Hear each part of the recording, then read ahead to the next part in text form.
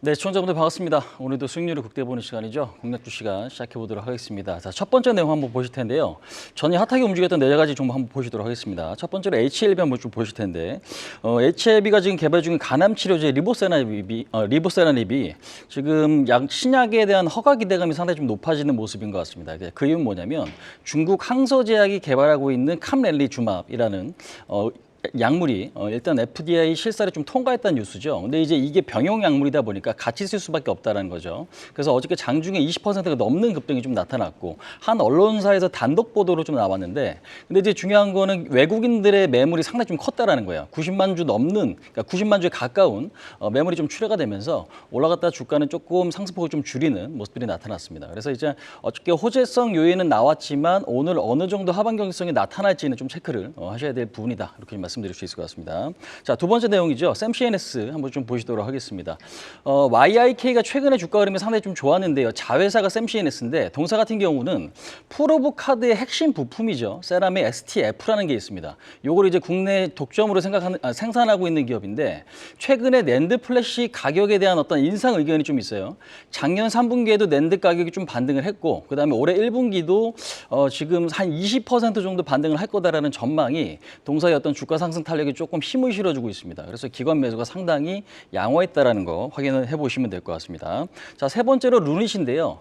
다보스 포럼의 준회원 자격을 지금 갖게 됐다라는 부분들, 그래서 네트워크를 확대시킨다라는 어떤 내용들인데, 근데 저는 이 내용보다는 사실상 루닛을 비롯해서 의료 AI 진단이라든지 어저께 낙폭과대 종목들이 저점 매수가 상당히 좀 들어왔거든요. 그러니까 중국 관련주라든지 그다음에 지금 헬스케어 쪽 같은 경우도 낙폭과대 저점 매수가 좀 들어왔기 때문에 이 부분들이 좀 더 중요한 포인트가 될 것 같습니다. 다만 이제 어제 언론에서 많이 나왔던 얘기는 이런 어떤 뉴스들이 좀 있었는데 현재 루닛 주가는 21선에 좀 터치가 되면서 85,000원은 돌파는 좀 확인돼야 되는 그런 상황이 아닌가 그렇게 말씀을 드릴 수 있을 것 같습니다. 자, SFA 반도체 한번 좀 보시도록 할 텐데 두산그룹이 인수 검토 중이라는 어떤 루머가 있습니다. 언론에서도 나왔던 부분이고 일단은 전기전자 언론에서 상당히 좀 유망한 언론 쪽에서 좀 발표가 좀 된 부분인데 신사업 전략팀에서 지금 실사까지도 진행을 했다고 하죠. 그래서 어제 주가는 박스권 상단까지는 좀 올라왔습니다. 다만 매물 부담이 좀 있기 때문에 오늘 얼마만큼 이 매물 소화를 좀 잘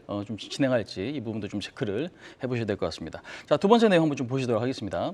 개장 전 체크 포인트인데요. 일단 첫 번째 내용이죠. 우진엔텍이 신규 상장을 합니다. 아무래도 이제 지금 청약은 좀 잘 진행이 된 것 같고 다만 이제 오늘 우진엔텍이 뭐 따따상을 갈 거냐라는 어떤 이야기들이 좀 많긴 하지만 사실상 중요한 건 최근에 신규 상장주들의 흐름은 상당히 좀 좋다. 다만 매물 부담이 좀 그 이후에는 커지는 부분들이 있고 그다음에 지금 모회사 우진의 어떤 주가 흐름도 같이 좀 체크를 해보셔야 될 것 같습니다. 이 부분들 면밀히 좀 보셔야 될 것 같고 우진 입장에서는 재료 소진 가능성도 있기 때문에 같이 좀 체크를 해보실 필요가 있겠어요. 자, 그다음에 이제 종근당 같은 경우는 무중 물량이 좀 상장이 됩니다. 60만 주 정도가 좀 상장이 될 예정이고 물량 자체가 그렇게 크진 않기 때문에 큰 부담이 작용될 것 같지는 않다. 이렇게 좀 정리를 해보도록 하겠습니다.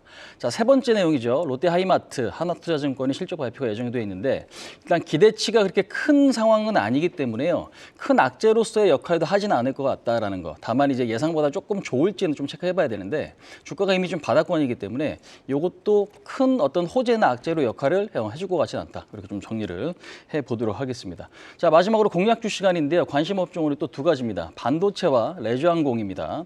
반도체는 내일 하이닉스 실적 발표를 앞두고 있고 우려감도 있고 기대감도 있는데 하이닉스 실적이 생각보다 안 좋다 하더라도 뉴욕 증시에 지금 반도체 업종 자체가 워낙 좋기 때문에 반도체 업종 안에서도 순환매가 좀 나오고 있다는 거 좀 체크를 하셔야 될 것 같습니다. 자, 그다음에 이제 두 번째 레저항공인데요. 제가 오늘 레저항공에서 공략주를 좀 소개를 시켜드릴 겁니다. 얼마 전에 뭐 화장품에서도 좀 소개를 시켜드렸지만 지금 현재 시장에서는 조금 소외되어 있는 종목들을 관찰하시는 것도 저는 상당히 좀 좋을 것 같은데 레저항공에서 하나투어를 지금 좀 말씀을 좀 드려보도록 하겠습니다.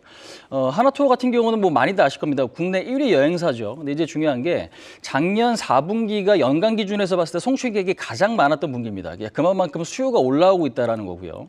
올해 특히 1분기 이제 2월이면은 또 이제 구정 연휴가 있고 우리가 이제 성수기라고 할 수 있는 시즌입니다. 그래서 그거에 따른 어떤 기대감도 좀 아직 살아 있다라고 좀 보시면 될 것 같고 그다음에 하나투어 같은 경우는 굉장히 느린 것 같지만 점진적으로 꾸준하게 우상향을 하고 있는 종목이죠.